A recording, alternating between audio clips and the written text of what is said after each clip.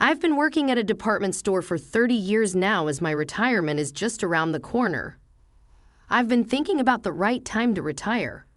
One day, as I was taking a break on the rooftop, a little girl who had been happily running around suddenly started crying. I tried to talk to her, but she was in such a panic all she could do was cry. I decided to take her to the department store's reception, but at that moment, a sad memory that I had kept hidden in my heart resurfaced. You're not someone who should end up in a place like this. Were you brainwashed by that woman? My name is Ivan. I'm 58 years old. I've been working at a department store for 30 years now. As I'm nearing retirement, I keep pushing myself to work hard. Even so, when I saw the notice for early retirement, I started to think about retiring soon. I've always lived a free and independent life. Normally, I'm in charge of training newcomers, but this afternoon I'm scheduled to be an interviewer for mid-career recruitment exams. Got a sudden golf appointment for entertaining the boss. Ivan, you're about the only one I can ask. Sorry about that. That was the request from my colleague and peer Matthew. There are 3 candidates for today's interview, 2 women and 1 man. According to Matthew, all 3 have passed the written exam and have satisfactory resumes.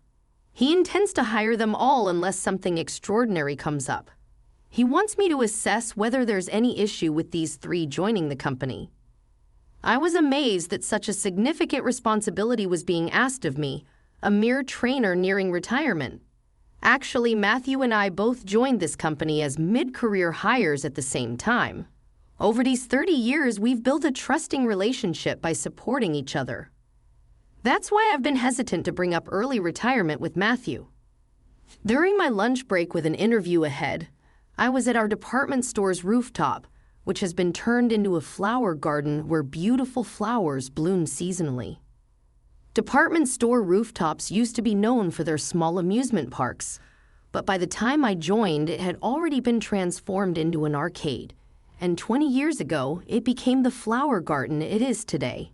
Now, this rooftop has become a popular spot for relaxation among nearby office workers.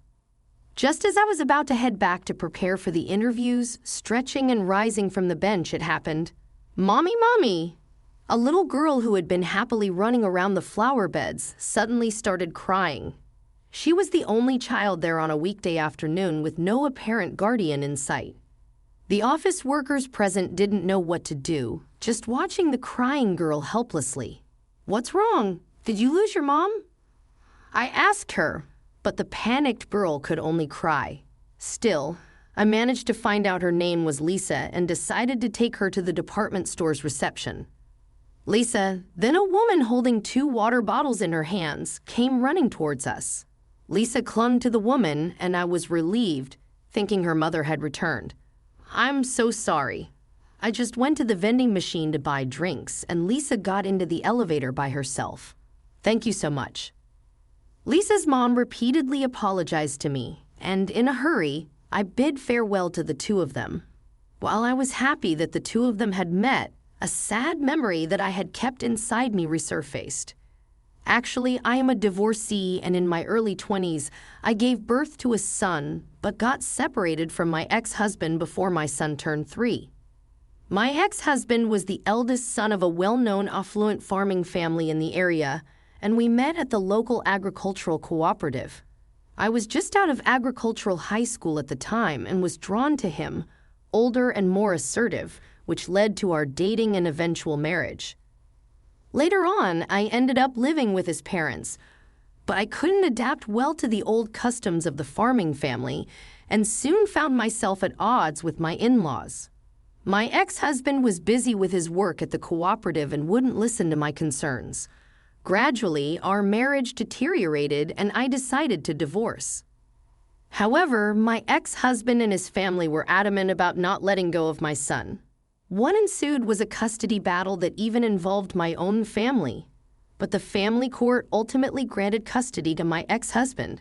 Originally from a single-mother household, I had become a stay-at-home wife after marriage, which meant I had far less financial power compared to my husband and in-laws. Rather than losing custody of my son to my husband, I tried to endure and continue the marriage.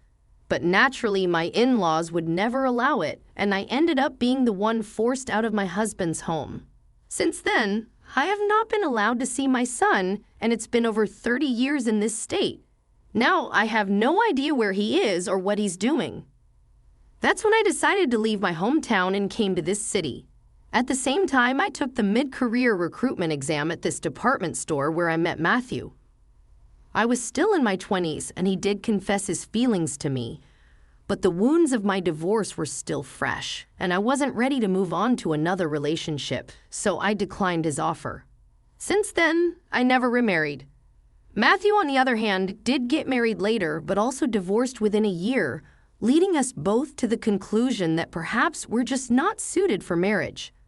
Before the afternoon interviews began, the HR manager showed me the resumes of 3 candidates, all in their 30s.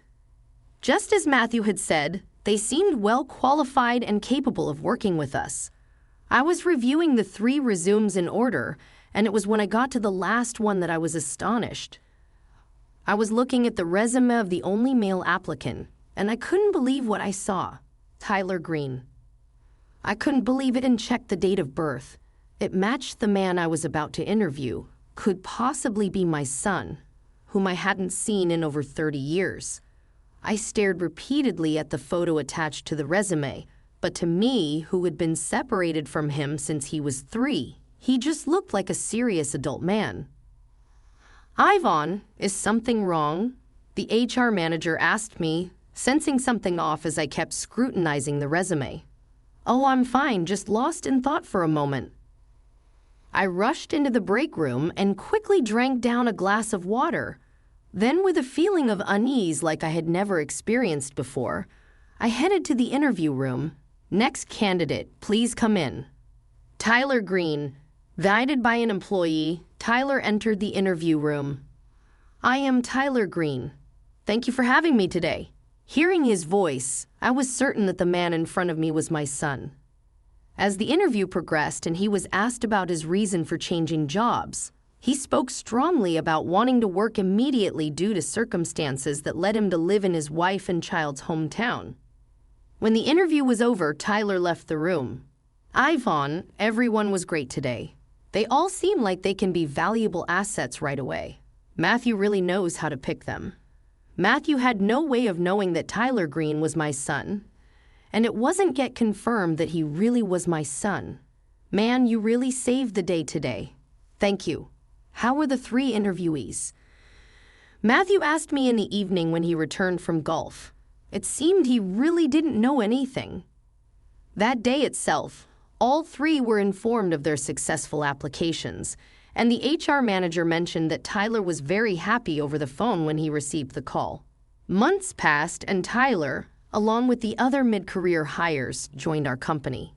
Tyler was assigned to the same sales department as me, working under Matthew and out-of-store sales. Usually, I'm mostly out on the selling floor, so I hardly ever see Tyler. Yet one day, a week after Tyler joined, while I was relaxing on the rooftop as usual, Tyler suddenly approached me. Ivan, strangely, he was supposed to be off today, and he looked quite solemn. Ivan, please tell me the truth. You know who I am, don't you? I was always told by my father that my mother wasn't at fault. His words cleared the fog in my heart. Tyler, I'm sorry. I left you alone and went away. It's okay. Actually, I've been through a lot too. I'm here today with my wife, Marie, and daughter, Lisa. Incredibly, standing before me were Lisa, the little girl who had gotten lost here the other day, and her mother. I was so surprised, I was at a loss for words. That's a bit harsh. You're getting a better reaction to meeting them than to your own son, Tyler said, tears swelling up in his eyes. I didn't know where to start, but there was so much I wanted to talk about. How did he know I was here? What kind of life had he led all these years? A few days later, I was invited to Tyler's apartment. Hello, Lisa greeted me energetically, remembering who I was. Lisa, we're going shopping, Marie said kindly, leaving Tyler and me alone. She's a wonderful wife, isn't she?" I complimented, and Tyler blushed shyly. Then he told me about his life. By the time he was old enough to understand, he was already living a life without a mother. He was raised by strict grandparents and a father who was passionate about his work. He graduated from a national university and joined a major trading company. It was around that time that he met Marie. Marie had grown up in a single-mother household, raised by her mother who worked hard on her own. She worked part-time at a cafe while attending night school where she met Tyler, who fell in love at first sight. The two of them dated and nurtured their love. Years later, when they went to his family home to announce their marriage, his grandparents vehemently opposed it, citing mismatched family backgrounds. Tyler's father remained neutral, not taking any sides and saying nothing. I was disappointed once again in my ex-husband, who was just like before.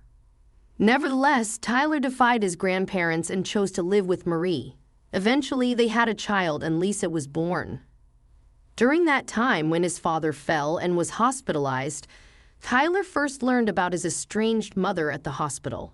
Knowing he didn't have much time left, his father told Tyler to take Marie and Lisa and flee far away. My ex-husband had passed away the previous year. This town was also Marie's mother's hometown, and it turned out that Tyler had discovered. Certainly, here's the text punctuated and formatted into short paragraphs. "I was living in this city by chance, feeling it was fate," Tyler said. He found the job listing at the department store where I worked and decided to apply, leading to our unexpected reunion. This covers the general course of events, but it will probably take much more time to cover the 30 years of void. However, the reunion with my son seemed to snap something inside me, and I became resolute in my decision to quit the department store. When I told Matthew about everything that had happened, he was visibly shocked, displaying an expression I had never seen before. It's like something out of a cartoon happening in real life. Matthew, who had known me for a long time, was aware that I was divorced and had a son, but understanding that his subordinate was that very son must have been awkward for him initially. I was worried about this, but it turned out to be unnecessary. Tyler, utilizing his knowledge and experience from his previous job in a training company, was performing well in the out-of-store sales department. Meanwhile, I was busy with my resignation, setting the date, and wrapping up my pending tasks. Marie had offered me to live with them, but I planned to stay active for a while longer and was living close enough to visit them easily, so I declined, choosing to enjoy my independent life. On the day before my retirement, I was suddenly called to the department store's reception. There stood an elderly couple turning to look at me. I was surprised to see them. "Oh, Ivan, it's been a while. We never expected to find you here." It was Tyler's grandparents, my former in-laws. "You both seem well," I replied cautiously. "By the way, Ivan, did you fill Tyler's head with strange ideas? We loved and cherished him so much." Tyler's grandmother shouted angrily. Tyler's arrival in this city seems to be misunderstood by my former in-laws as all being part of my scheme. In the middle of the busy department store, my former in-laws continued to berate me. Then Tyler arrived. "Grandpa, Grandma, please don't make a scene here," he said. "What are you saying? You're not someone to end up in a place like this. You even declined an overseas transfer, quit your job. It's all because of this woman's brainwashing, isn't it?" Against their relentless tirade, the receptionist intervened. "The president is waiting for you upstairs in his office. I will escort you there." Muttering complaints under her breath, my former mother-in-law boarded the elevator. They're probably going to complain to the president and try to take Tyler back with them. When I knocked and entered the president's office, Matthew was waiting there. Matthew had recently been promoted to the new president, but my former in-laws, unaware of such a development, bitterly complained about me. Matthew listened silently until their rant was over and then said, "Is that all you wish to say? The very Ivan you've been criticizing is set to become the next executive vice president, a talent of such caliber. I would appreciate it if you stopped belittling our valuable employee."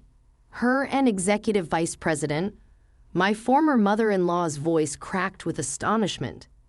Then she quickly changed her tune.